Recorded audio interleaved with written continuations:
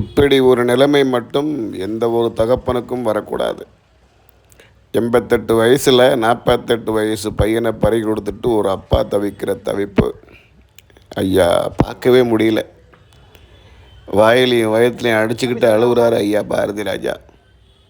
88 வயசில் நான் கல் மாதிரி இருக்கனே, என்னை விட்டுட்டு நீ போயிட்டியே அப்படின்னு கதறி கதறி அந்த பெரிய மனுஷன் அழுகுறத பார்க்கும்போது ரொம்ப மனசு வலிக்குது.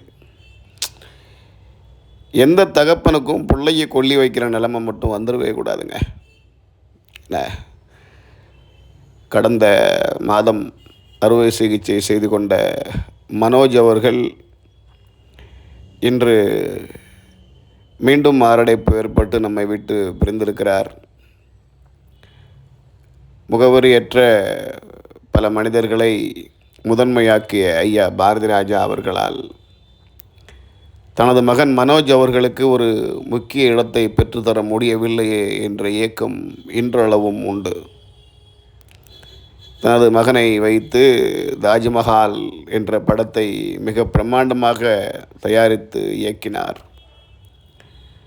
ஆனாலும் அந்த படம் மாபெரும் வெற்றி பெறும் என்று எதிர்பார்க்கப்பட்ட நிலையில் படம் சரியாக போகவில்லை. அதன் பிறகு வருஷமெல்லாம் வசந்தம் என்ற படத்திலே மனோஜ் நடித்தார். அது ஓரளவுக்கு பேசப்பட்டாலும் மீண்டும் அவருக்கு கதை நாயகன் வாய்ப்பு வரவில்லை. இந்த வருத்தமே பாரதி ராஜாவை தினம் தினம் உலுக்கி கொண்டிருந்தது. யார் யாரையோ நம்ம அடையாளப்படுத்தணும், யார் யாரையோ ஜெயிக்க வச்சோம், யார் யாரோ இன்றைக்கி இருக்க முக்கிய பிரபலங்களில் எல்லாருமே நம்ம அறிமுகப்படுத்துகிற ஆள் தான்.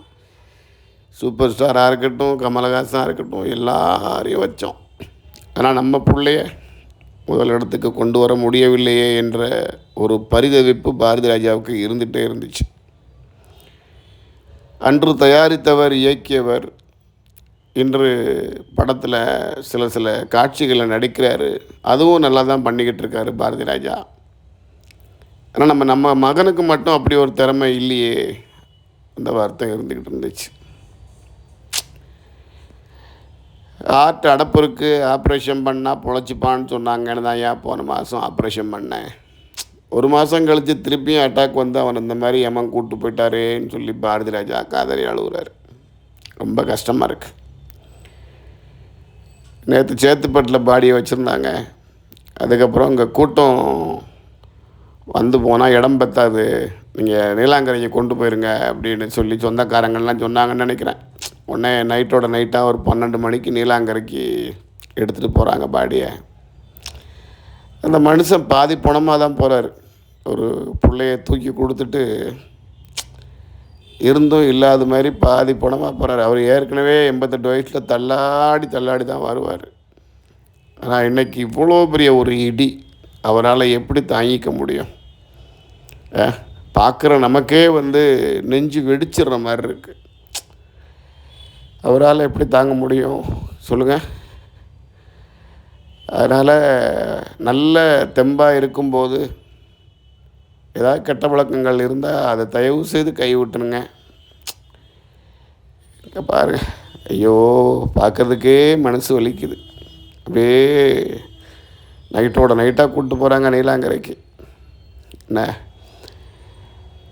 ரொம்ப எவ்வளோ கூட்டம், நைட்டு 12 மணி 1 மணினோட பார்க்காம வந்துச்சு பாருங்கள் கூட்டம். அவ்வளோ கூட்டம். எல்லா முக்கிய பிரபலங்களும் வந்துட்டாங்க. ஏடிஎம்கேலன் ஜெயக்குமார், பாடலாசிரியர் Snehan, director Perarasu, Salem RR biryani owner, Robo Shankar, director Cheran அப்படின்னு நிறைய பிரபலங்கள், சித்ரா லட்சுமணன் வந்தார். இது நிறைய பிரபலங்கள் நேற்று நைட்டே ஓரளவுக்கு வந்துட்டாங்க. ஏன்னா நீலாங்கரை ரொம்ப கஷ்டம், ரொம்ப லாங்கு, எப்படி வர்றது, வெயிலாக வேறு இருக்கும் அப்படின்னு வந்தாங்களா என்னென்னு தெரில. இருந்தாலும் பாரதி ராஜாக்காக போய் தானே ஆகணும், போகாமல் இருக்க முடியாதுல்ல. காவல்துறை அந்த ஏரியாவை தனது கட்டுப்பாட்டில் கொண்டு வந்துட்டாங்க. க்ரௌடு யாரும் வெளி க்ரௌடு உள்ளே வரக்கூடாது அப்படின்னு சொல்லி பயங்கர ஸ்ட்ரிக்டாக வச்சு உள்ளே கொண்டு வந்துட்டாங்க. என்ன கொண்டு வந்து என்ன பண்ணுறது? இந்த பிள்ளை திருப்பி கொண்டு வர முடியுமா? அது முடியாதுல்ல. ஏற்கனவே மனோஜ் சொன்னாராம், "அப்பா என் குடும்பத்தை நல்லா பார்த்துக்கோப்பா, எனக்கு உடம்பு ஒரு மாதிரியாக இருக்குப்பான்னு" சொன்னாராம். அதையே சொல்லி சொல்லி பாரதிராஜா அழுகுறாரு.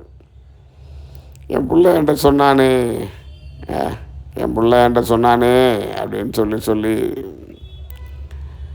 அழுகுறாரு.